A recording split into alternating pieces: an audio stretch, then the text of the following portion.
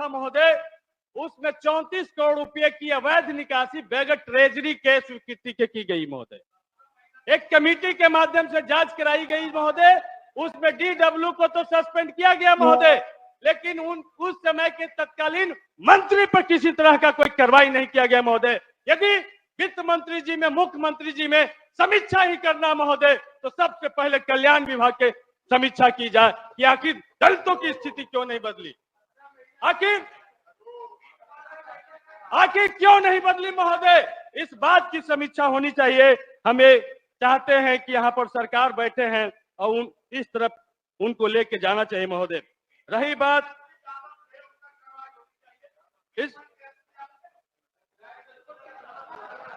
महोदय, अनुसूचित जाति का जब दर्द हम बोलते हैं महोदय, अनुसूचित जाति का दर्द बोलते हैं महोदय, तो इस सदन में भी बैठे हुए कुछ जो मनुवादी और सामंती प्रवृत्ति के महोदय, उनको पेट में मरोड़ा दर्द होता है महोदय। सतीश जी, क्या ये संविधान हमको इजाजत नहीं देता अपनी बात रखने को? सतीश जी सुन लीजिए ना एक मिनट, भाई मेरे जवान आदमी हो, इतना तनाव में बोलोगे ब्लड प्रेशर हाई हो जाएगा। मुस्कुरा के बोलो, बोलिए, मुस्कुरा के बोलो भैया, हंसते महोदय, बात अपनी कहो, मुस्कुरा के कहो। बहुत धन्यवाद महोदय। हमें यकीन है महोदय कि हम कितनों भी कस के बोलेंगे महोदय तो ये वाला नस नहीं फटेगा महोदय। और हम लालू जी के पार्टी से हैं महोदय। लालू प्रसाद यादव ने गरीबों को यही ताकत दिया है कि या तो सड़क पे या तो सदन में बोलना है तो शेर के जैसा बोलो। बजट पर तो बोलो, लालू प्रसाद यादव जी ने ताकत दिया महोदय। बोलिए बजट पे। तो इसलिए महोदय बोली हमारी जो है तो सदन में भी है महोदय, सड़क पे भी है महोदय। इसलिए महोदय हम कहना चाहते हैं, शिक्षा विभाग की बड़ी चर्चा हो रही थी और हम लोगों ने 17 महीने में हमारे नेता तेजस्वी प्रसाद यादव जी ने एक विश्व रिकॉर्ड बनाने का काम किया कि 70 दिन में 2,17,000 शिक्षकों की नियुक्ति पत्र गांधी मैदान में बुला करके बांटने का काम किया महोदय।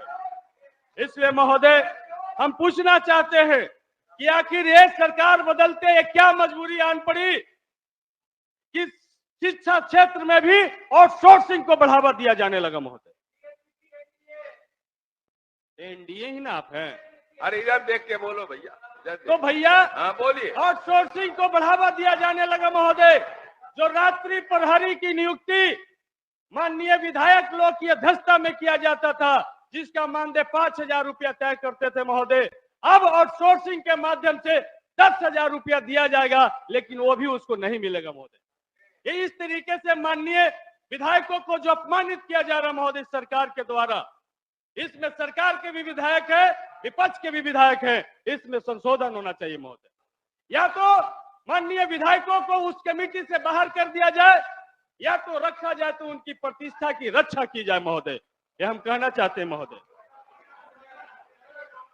और आउटसोर्सिंग में महोदय सबसे महत्वपूर्ण चीज है कि यदि आरक्षण को खत्म करना है तो उसको विभाग को आउटसोर्सिंग में डाल दो। उसमें न अनुसूचित जाति को आरक्षण मिलेगा, न जनजाति को मिलेगा, न अति पिछड़ा को मिलेगा, न आर्थिक रूप से समान वर्ग के बच्चों को भी मिलेगा महोदय। जिसको वो ठेकेदार चाहेगा उसको बहाल करेगा अपने शर्तों पे, जिसको चाहेगा उसको लात मार के निकाल देगा महोदय। ये आउटसोर्सिंग का। तो इसलिए आउटसोर्सिंग के तरफ जो जा रहे हैं, हमें सरकार से, डबल इंजन की सरकार से हम अपील और मांग करते हैं महोदय कि आउटसोर्सिंग में भी रिजर्वेशन पॉलिसी को लागू किया जाए महोदय। बगैर रिजर्वेशन पॉलिसी के आउटसोर्सिंग कहीं भी मजदूरों को हित कर नहीं हो सकता महोदय, सभी वर्ग को समान अवसर नहीं दे सकता महोदय। इसलिए आउटसोर्सिंग में भी रिजर्वेशन को लागू किया जाए महोदय। और आउटसोर्सिंग तो हम लोग पछता है, उसको खत्म किया जाए महोदय। और बाकी दूसरे तरफ महोदय जदयू के साथी लोग बैठे हैं, बहुत आंदोलन किए, बाबू जगजीवन राम छात्रावास को जब बंद किया जाने लगा, खत्म किया जाने लगा, तो क्या यकीन करें कि अब डबल इंजन की सरकार बनी है तो अब देश में बाबू जगजीवन राम छात्रावास को नहीं बंद किया जाएगा? क्या यकीन करें कि बाबू जगजीवन राम छात्रावास जहां और नहीं खुला है वहां पे खोलने की व्यवस्था की जाएगी? इसलिए महोदय सरकार में आना और जाना ये लोकतंत्र की खूबसूरती है महोदय। लेकिन जिस मुद्दे को लेकर के आप संघर्ष करते हैं, जिस मुद्दे से आप अपनी पहचान बनाते हैं महोदय, यदि उससे कोई समझौता कर लेता है महोदय, तो इतिहास उसका भी लिखा जाता है।